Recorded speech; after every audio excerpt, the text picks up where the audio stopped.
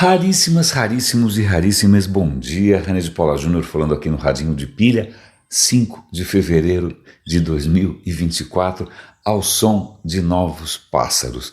Esse som que vocês estão ouvindo ao fundo são passarinhos que eu gravei, acho que aqui no domingo, estava um domingo bastante tranquilo, né? E tem sons aí que eu não tinha ouvido antes, é porque nós mudamos de bairro.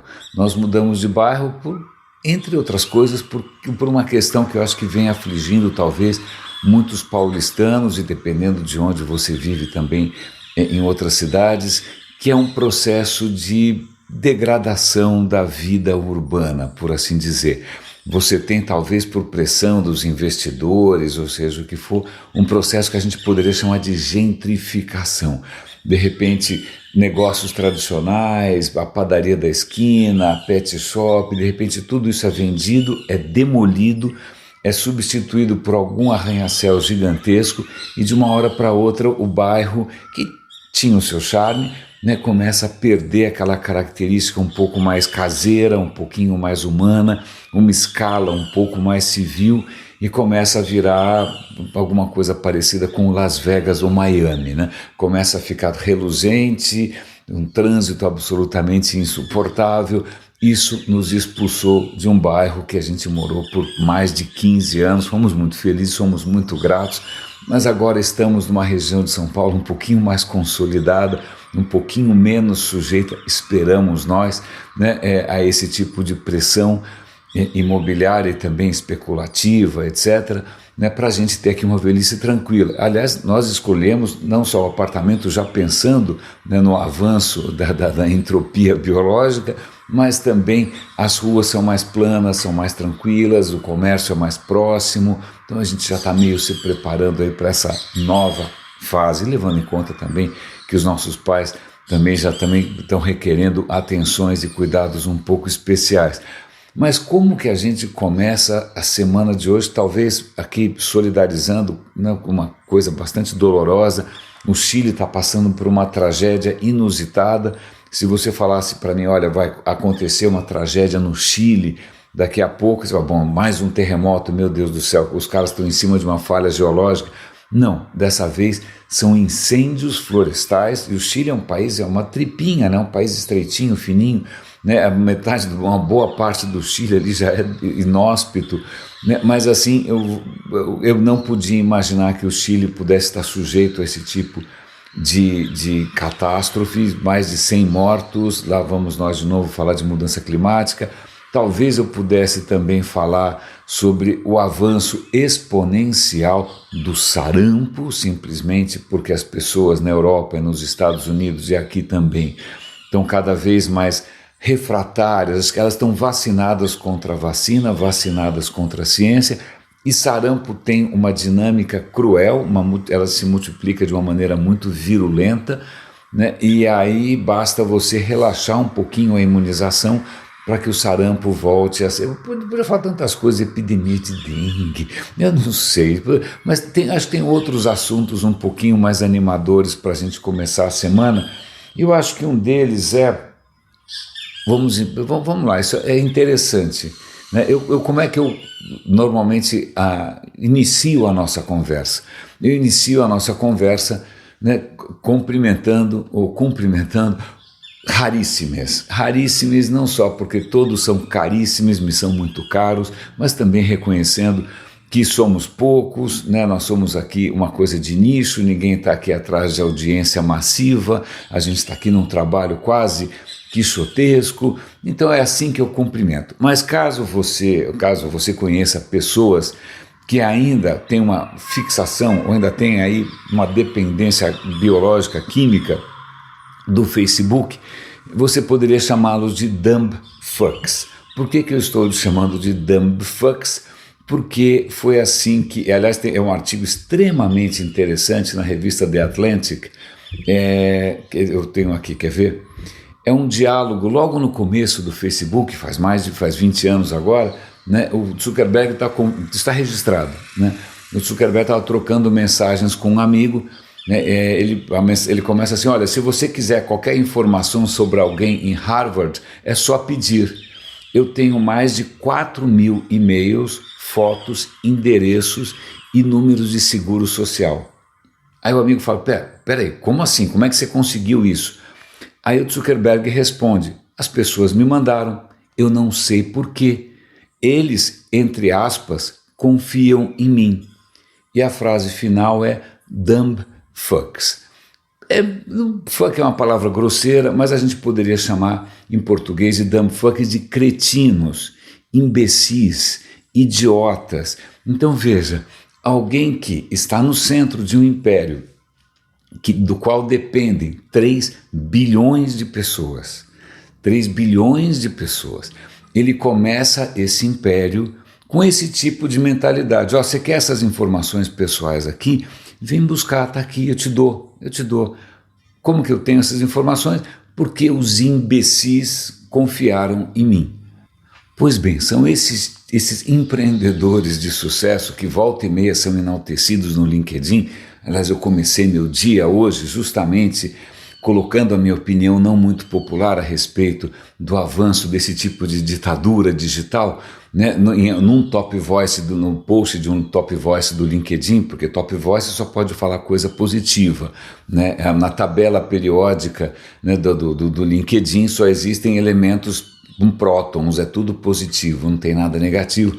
O cara estava celebrando 20 anos, essa absoluta maravilha que é o Facebook, que tornou esse rapaz, né, que encontrou 3 bilhões de dumb fucks, né, para acreditarem nele e que ele, né, faz o que ele bem entender com as informações pessoais dessas pessoas.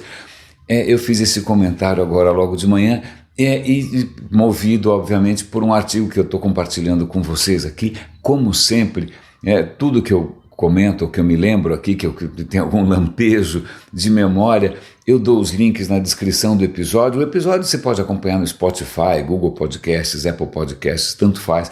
Também acaba indo parar automaticamente no YouTube. Também tem o site, o radinhodepilha.com, que tem todos os links, você pode fazer busca, né?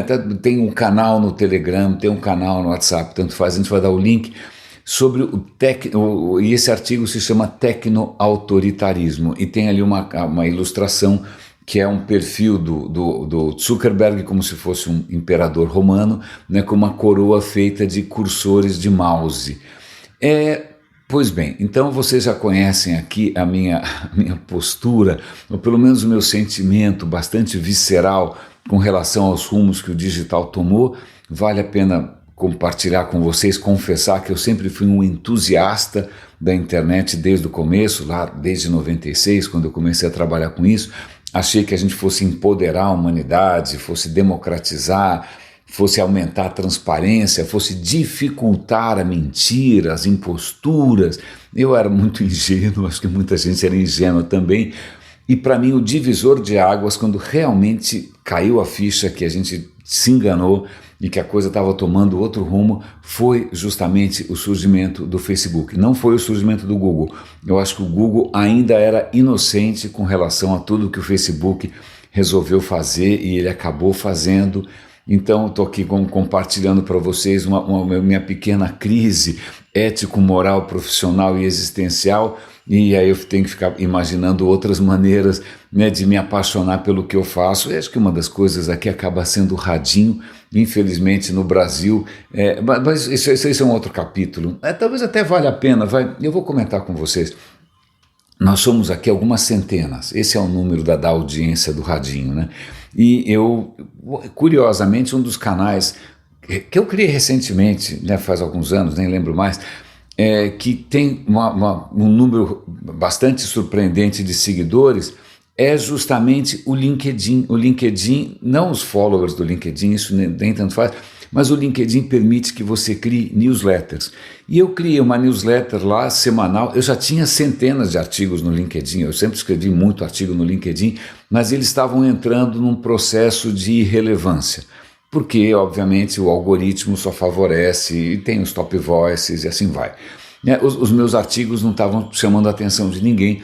Surgiu o recurso de criar newsletters, eu falei, quer saber, eu vou escrever esses artigos semanalmente, as pessoas vão receber por e-mail aparentemente está sendo aí um caminho mais interessante do que você ficar disputando a atenção dos robôs, E eu criei o Coffee Break. Coffee Break é uma newsletter semanal.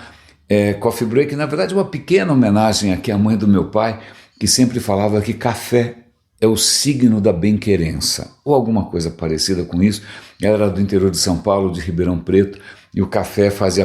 Papai continua tomando, inclusive, quantidades industriais e bíblicas de café. Eu não sei como é que o cara não começa a pegar interferência de rádio, eu não sei. Mas, bom, desculpa, pequena digressão. Mas é em homenagem a essa tradição familiar da hospitalidade cafeeira, né? Eu criei o Coffee Break, e o episódio desse final de semana foi justamente sobre algo parecido com aquilo que quem estudou aqui comunicação deve se lembrar talvez de alguma prova, não sei se você acertou a questão ou não, sobre o Marshall McLuhan. Marshall McLuhan é um pensador canadense, né, que pensou a questão da mídia de massa, na época televisão, e ele tinha uma frase, uma tirada, ele tinha várias tiradas, o cara era meio inspirado e tal, nem sempre muito fácil de entender, em que ele dizia que o meio é a mensagem. Eu acho que com os Facebooks da vida, o meio mudou, já não era mais aquele meio da internet de antes, passou a ser uma outra internet, passou a ser um outro meio, e isso acaba fazendo com que as mensagens também mudem, né? Porque você acaba escrevendo de uma maneira que isso, né, viralize, que isso bombe na rede, e a maneira de você preponderar nesse tipo de ecossistema não é exatamente o que o radinho está fazendo. O que o radinho insiste em fazer, que é uma coisa old school, que é uma coisa anacrônica, né, é se pautar não por aquilo que faz sucesso, mas por aquilo que faz sentido. Então agradeço a vocês estarem aqui, agradeço aos 15 super raríssimos que todo mês contribuem financeiramente, com R$10 ou um pouco mais. Aliás, a doação é voluntária, não tem nenhum valor fixo. Alguns dão mais, alguns dão menos, para que o canal se sustente sem a gente ter que recorrer a patrocínio, jabá, o que eu não pretendo fazer. Jamais farei. Eu sei que não é o caminho do sucesso, mas defina sucesso. Sucesso para mim é dormir tranquilo, botar a cabeça no travesseiro e saber que eu fiz um bom trabalho e querer fazer a mesma coisa no dia seguinte. Para mim, sucesso é isso. Mas vamos lá, já que eu falei aqui em ecossistemas, tem duas questões interessantes aqui, e vamos deixar um pouco de lado essa questão das mídias sociais, o meio é a mensagem, o Facebook, vamos esquecer isso um pouco. Esse final de semana eu estava ouvindo um podcast que tinha entrado meio que em hibernação, né? Ele tinha entrado como urso, ou como cigarras, né, que ficam debaixo da terra um tempão até voltarem, que foi o podcast do Instituto Santa Fé. O podcast se chama Complexidade. Eles tinham parado, sobretudo porque teve não sei exatamente o que aconteceu, mas eles acabaram perdendo um talento absolutamente extraordinário, que é o Michael Garfield, né, que tocava aquele canal com uma maestria invejável, era para mim uma fonte de inspiração. O Michael rodou, o podcast parou, agora eles voltaram num formato meio bobo, né, mas eu resolvi ouvir, vamos dar uma chance, e aí eles estão ali, inclusive entrevistando vários figurões do Instituto Santa Fé, e um deles é o Jeffrey West, que é um cara que eu admiro imensamente. Aliás, vou dar um link, eu tenho um projeto que é o Leia Vale a Pena, eu recomendo um dos livros do Jeffrey West, que é maravilhoso, que se chama Escala, é muito legal. Mas num certo momento o Jeffrey West está contando a sua trajetória como cientista, e ele fala o seguinte: olha, o século XXI não é o século do digital, é o século da biologia. Temos que entender alguma coisa, né? A física, ok, tem grandes questões ainda, mas a física já está bastante madura, bastante consolidada. Agora, realmente, a gente tem que admitir que a biologia é uma fronteira do conhecimento, do entendimento, que é essa fronteira do século XXI. Eu acho isso absolutamente genial. E já que eu falei aqui de hibernação e de biologia, tem aqui uma manchete, um título, né, num artigo do G1, o mega enxame de cigarras, aquele bicho que faz um barulho infernal, né? Um mega enxame de cigarras que deve emergir pela primeira vez em 200 anos nos Estados Unidos. parece um apocalipse, não é? Uma cigarra sozinha já é um pé no saco, agora imagine um tsunami de cigarras. E por que é um mega enxame? Calma, a questão eu acho extremamente interessante. Cigarras, elas, no ciclo delas de vida, elas passam, antes de se tornarem um inseto e saírem por aí tentando se reproduzir que nem loucas, né, cantando para ver se faz sucesso com a mulherada, o que acontece é que elas passam muito tempo debaixo da terra. Elas têm um estágio larval, eu não sei como é que chama isso em biologia, mas elas passam ali um bom tempo debaixo da terra. Quanto tempo?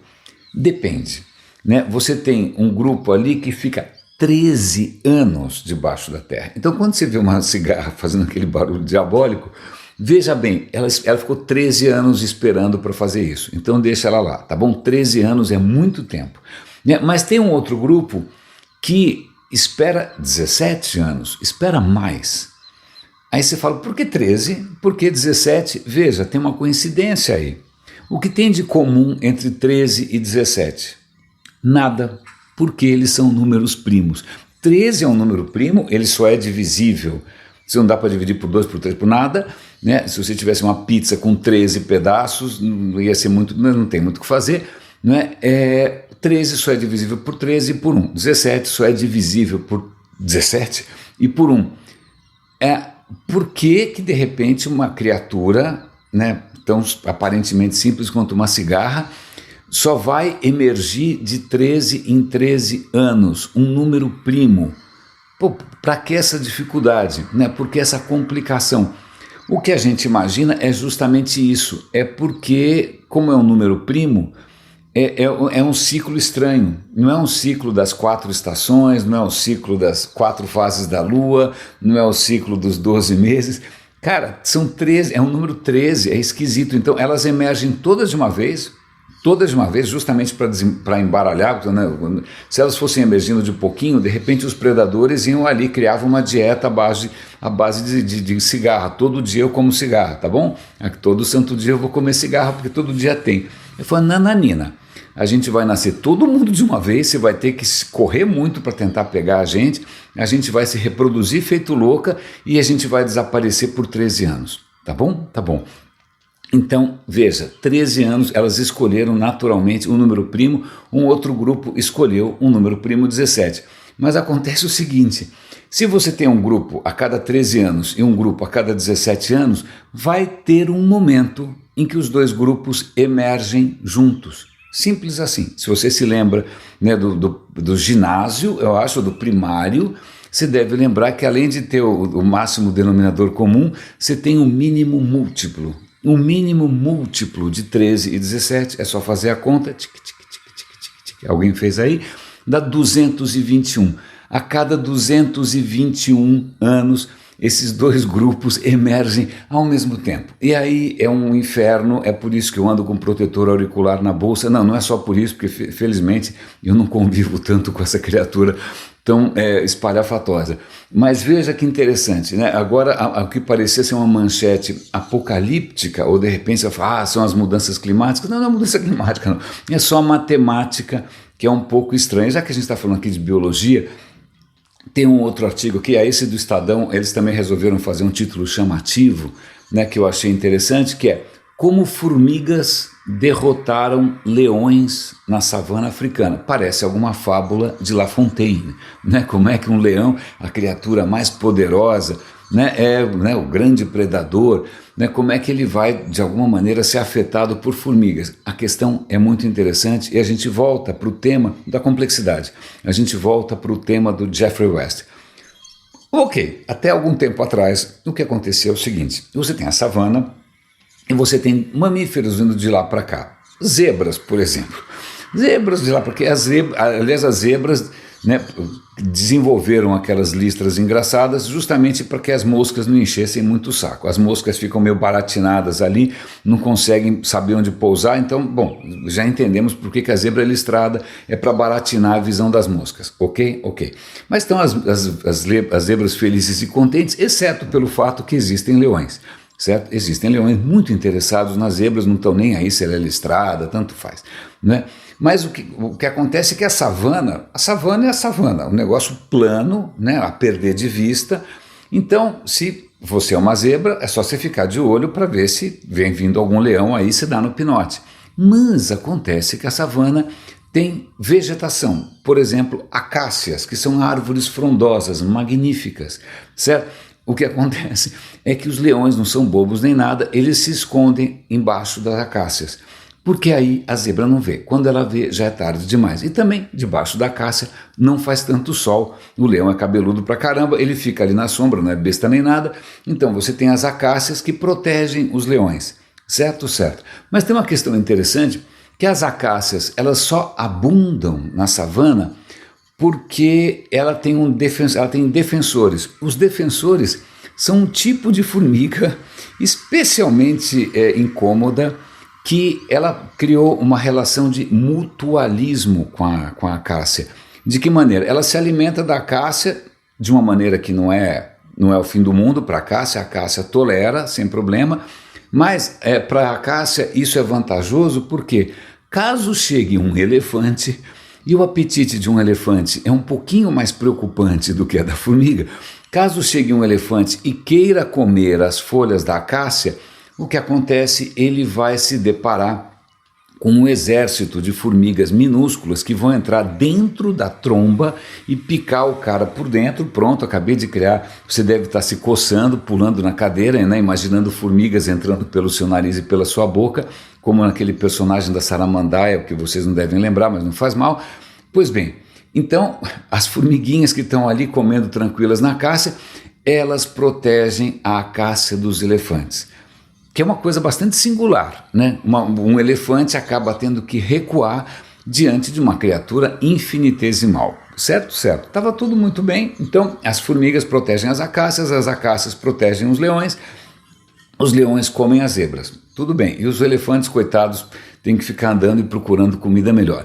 O que acontece? Adivinha? Surge algum oportunista, surge um novo tipo de formiga, uma nova espécie de formiga na África, uma espécie invasora, né, que infelizmente é uma notícia ruim. Em primeiro lugar, para as formiguinhas das acácias. Por quê? Essas formigas que chegam, elas fazem megacolônias, colônias simplesmente colossais. E essas colônias colossais matam as outras formigas. Ups! No que elas matam as outras formigas, as acácias perdem os seus defensores. No que as acácias perdem as defensoras, porque morreram todas por causa das invasoras, o que acontece é que os elefantes falam, opa, buffet, né, almoço grátis, né, salve-se quem puder, né, all you can eat. Ok, boca livre, literalmente, boca livre de formigas. Aí os elefantes caem de boca ou de tromba nas acácias e 70%, 80% das acácias já foi para o espaço. Agora, ok, que dó das acácias, certo? Ok, talvez para os elefantes, não sei, é difícil tomar um partido.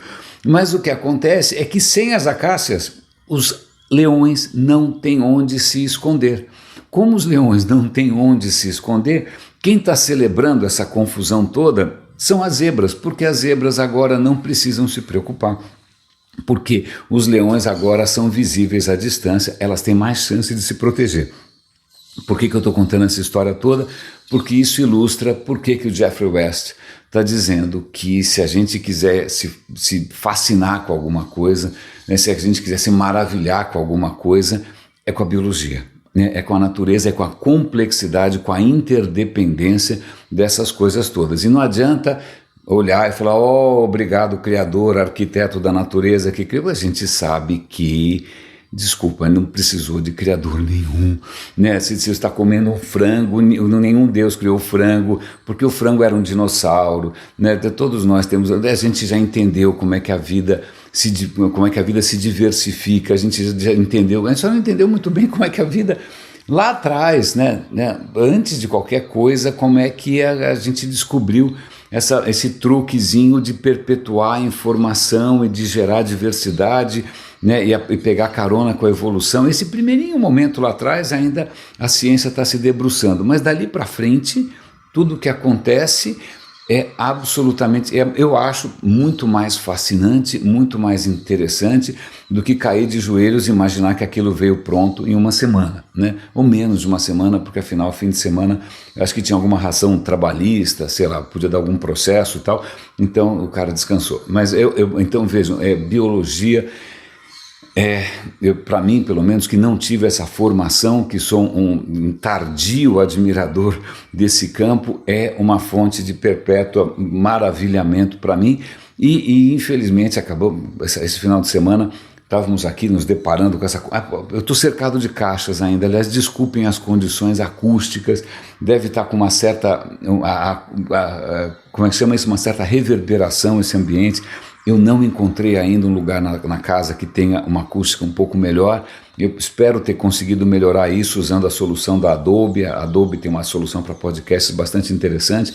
Espero estar respeitando melhor, mas ainda estou cercado de caixas e a gente teve que contratar gente para ajudar, para acelerar um pouco esse processo, né? E aí eu sei que acho que num certo momento eu percebi uma das pessoas meio fungando e eu comentei, falei, olha, vale a pena prestar atenção porque a Covid está voltando, tem uma variante nova no Mato Grosso, tá? Não, Covid, eu não tomo precaução nenhuma, porque no auge da Covid eu estava na balada, porque Jesus está comigo e quando Jesus está do seu lado, eu não preciso dizer que a pessoa foi dispensada, mas eu vou dar um pouco mais de detalhes, porque eu poderia deixar quieto e simplesmente dispensar sumariamente, sobretudo porque eu estava com um idoso vulnerável em casa. Como é que eu posso manter um idoso vulnerável junto com alguém que é irresponsável, né? Junto com alguém que eu não sei se está tomando as mínimas precauções de saúde, junto com alguém que inclusive eu não sei se está com Covid ou não, porque está fungando, não é? Mas eu acho que eu acabei perdendo um pouco o pé. Falei, desculpa, se eu não me engano, você deve acreditar que Jesus salva a alma, mas não necessariamente os corpos. Tá? Você perdeu alguém morreu na sua família, na minha morreu. E a questão é, se a minha madrasta morreu, significa que ela era mais pecadora que você? Que os 700 mil brasileiros que morreram eram mais pecadores que você não morreu porque você é melhor do que todo mundo, então esse Deus resolveu poupar você? Eu comecei a escalar a história, num certo momento eu parei, porque afinal parece que existe uma coisa chamada liberdade de fé, mas vejam que dificuldade que é, né, como algumas dessas ideias que não deveriam, em princípio, ser um obstáculo para tudo, para a vida civil, para a ciência, para a saúde, acabam sendo, sei lá, manipuladas, não sei se por pastores ou seja o que for, e a pessoa vai achar que ela está blindada, né? Eu falei, desculpa, mas se você quer viver desse jeito, saiba que você pode contaminar os outros. E isso, se eu não me engano, leva para o inferno também. Eu não entendo muito bem dessas coisas, mas se alguém morrer por sua causa, né? Se alguém ficar doente por sua causa, se você não pegou, fala, eu não peguei, eu perdi um pouco o olfato. Eu falei, opa, hello, você perdeu o olfato, então você pegou. Conversa com Jesus aí, tem alguma coisa errada. Você pegou, que teve, bom, em suma. Ok, não está mais, siga em paz e que seus followers a acompanhem, mas é difícil, você percebe o quanto a prevalência de algumas ideias do pensamento mágico podem dificultar justamente a extensão dos benefícios da saúde, da longevidade, da vida mais confortável, da vida mais digna às pessoas, porque a pessoa vai se achar, por alguma razão qualquer, abençoada. Ela, no meio de 8 bilhões de pessoas, das quais 3 são obviamente súditas do Zuckerberg, mas dos 8 bilhões de pessoas, você, por algum merecimento completamente inexplicável, merece ser abençoado enquanto os outros não. Mas, desculpa, eu às vezes perco o pé. Vamos voltar um pouco. Vamos voltar então para uma questão que eu acho muito interessante. Japão. Vamos para o outro lado do mundo. Certo? Japão. Eu vou dar um link aqui para um vídeo muito interessante da Vox sobre o Japão. O Japão. Aliás, desculpa, eu vou confessar, eu estou cercado de caixas de livros. Um dos dramas de quem gosta de livro é que você acaba comprando muito mais livro do que você deveria, e depois você tem que transportar, isso pesa, aí você precisa de estante, aí você descobre que as estantes que você imaginou talvez não deem conta, você precisa comprar mais estante. E já que a gente está falando em Japão, tem um nome para isso em japonês que se chama tsundoku. Tsundoku é quando você compra mais livros do que você consegue ler. Então, não inventaram uma vacina contra isso ainda, né? Eu sou contagiado por esse vírus do Tsundoku, um caso terminal. Aliás, eu vou, esse livro que eu já estou correndo atrás para ver se eu encontro, mas é um livro sobre como que as fotos coloridas à mão apresentaram o Japão para o mundo. Veja, o Japão viveu durante quase 300 anos, 200 e tantos anos, em absoluto isolamento. Em 1600 bolinha, se eu não me engano, não vou lembrar a data, os japoneses falaram, não, fecha tudo, a gente não quer saber de nada, por quê? Imagina, os portugueses estavam chegando no Japão, os holandeses estavam chegando no Japão, e eles chegaram justamente, adivinha com o quê? Com uma cruz também. Estavam querendo converter as pessoas para essa religião nova. Isso começou a promover um caos social no Japão. Aí os caras falaram, tira esses caras daqui, ó, o holandês é legal porque o holandês não quer converter ninguém. Então o holandês tá bom, deixa, ele só quer fazer negócio. Então deixa o holandês, mas esse bando de português carregando cruz, sai daqui. Então fecharam os portos.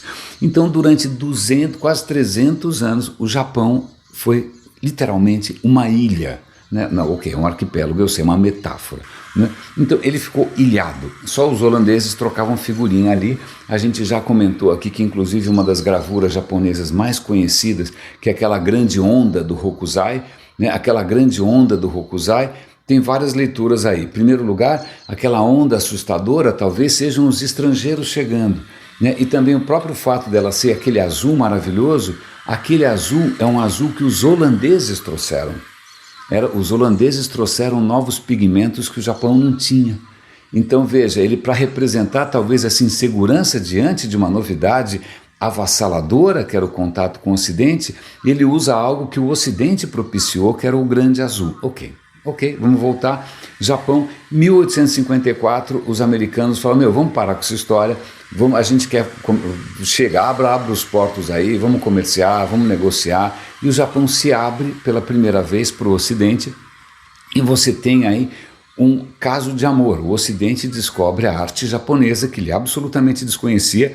Vale lembrar que Van Gogh colecionava gravuras japonesas, Van Gogh copiava gravuras japonesas, né? Se você for na casa de Monet em Giverny, na França, você vai ver uma bela coleção de gravuras japonesas. Todo mundo ficou encantado com aquela história toda, e uma parte desse amor global pelo Japão foi promovido não necessariamente pela xilogravura, pela aquarela, mas pela fotografia, né? No século XIX, a fotografia já começa a virar um negócio. Então, assim que os ocidentais começam a chegar no Japão, chegam os fotógrafos. E os fotógrafos começam a fazer fotos das roupas, das geishas, dos samurais, etc. e tal, e começam a vender isso para o Ocidente, que está seco para saber, né? Não tinha Instagram na época, mais sobre o Japão. Só que para incrementar um pouco mais o valor, porque era tudo foto preto e branco, certo? Certo. O que acontece? Os caras recrutaram talentos locais, artistas japoneses, para colorirem essas fotos à mão com aquarela, né, que garantiu cores vivas que duram até hoje. Então, de uma hora para outra, o Ocidente começou a disputar essas fotos super coloridas à mão, diga-se de passagem, né, por artistas japoneses, inclusive, de cenas japonesas. É lógico que a hora que esse comércio começa a se expandir, né, que a coisa já começa a ficar um pouco fake. Então eles já começam a armar umas cenas, traz o mesmo modelo, então tem o mesmo modelo de fazendeiro, o mesmo modelo posando de samurai. Então vamos resgatar todas as coisas meio estereotipadas do Japão, né, que de repente até já estão fora de época. O samurai, por exemplo, no século XIX, já era uma sombra do que tinha sido, né, esquece. Né, então começa um Japão para exportação. Aliás, a própria cultura, eu vou ver se amanhã eu trago um link para vocês sobre uma questão parecida. Todo esse fascínio com os samurais, com o Bushido, também é um Japão para exportação, porque isso já estava meio morto no Japão, mas quando os caras percebem que qualquer coisa meio japonesa tem uma certa aura, né, vamos transformar isso num produto. E aí inventaram um Bushido, que é milenar até a página 3, na verdade é uma invenção relativamente recente. Eu adorei essa história por várias questões. Primeiro porque as imagens são lindas, né? O Japão Isso, já que a gente está falando aqui de evolução das espécies, né, veja, a cultura humana que também se diversifica, a hora que você isola, ela também começa a tomar rumos, a dar espaço para inovações que são absolutamente únicas. Veja, todos nós saímos, né, da África em momentos diferentes, em ocasiões diferentes, mas à medida que as culturas vão meio se isolando e se interconectando, você vai tendo um processo muito parecido com o processo que gerou a diversidade da vida. No caso da cultura, a cultura tem a vantagem de não precisar se prender pelas restrições biológicas, pelas restrições das mitocôndrias. As culturas podem se multiplicar e evoluir muito mais rápido. E culturas nada mais são do que infinitas maneiras de você tentar se relacionar com o mundo à sua volta, né? Uma prova de que são todas mais ou menos, funcionam particularmente bem.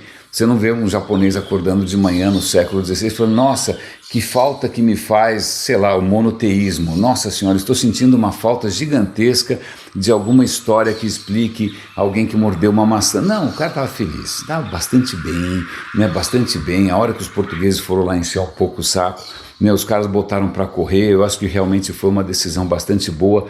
Pena que os nossos povos originais não tiveram essa mesma reação. Eu fico pensando, bom, mas deixa para lá. Raríssimos e raríssimos, esse episódio está um pouco improvisado, eu não sei se os nossos passarinhos aqui do bairro ajudaram a suavizar um pouco a precariedade das condições de gravação. Cuidem-se, por favor, um grande abraço, obrigado pela companhia, obrigado pelo apoio, obrigado pelos comentários, pelas dicas, um grande abraço e até amanhã.